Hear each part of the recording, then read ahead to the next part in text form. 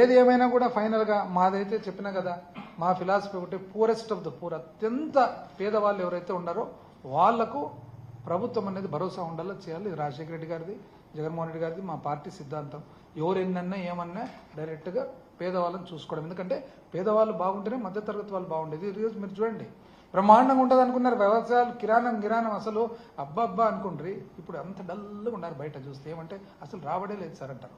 కిరాణం దగ్గర రాబడలేదంట, బట్టల షాప్లో రాబడలేదంట, మాల్స్ ఖాళీ అంట, లాస్ట్కి యాపిల్ పండ్లు అరటి పండ్లు కూడా సరిగ్గా అమ్మకలేకుండా. మళ్ళీ ఎక్కడ పోయి సంపద, ఎక్కడ పోయి సృష్టి.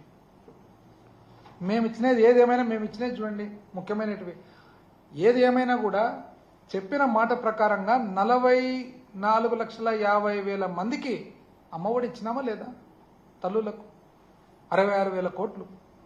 ఆ తర్వాత రైతు భరోసా 53,50,000 మంది రైతులకు ఇచ్చినది వాస్తవమా కాదా?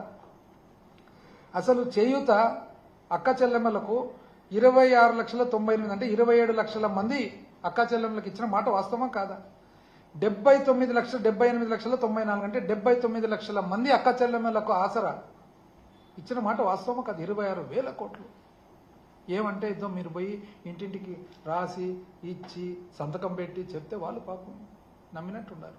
ఈరోజు అందరు డల్. అసలు తమాష తెలిసిన, నేను ఊర్లోకి పోయింటి మొన్ననే.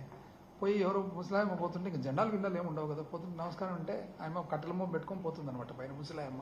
పోరాయనా ఏం నమస్కారమో ఏమో, ఒకటి రా, ఇంతవరకు ఒకటి రాలే అని తిట్టుకుంటాం. అంటే మా వాళ్ళు చెప్పి, అమ్మ మేము తెలుగుదేశం కాదమ్మా అంటే అనమాట. వాస్తవం. కట్ట 4 రోజులకి తమ ఊరికి పోయింటారు అనమాట.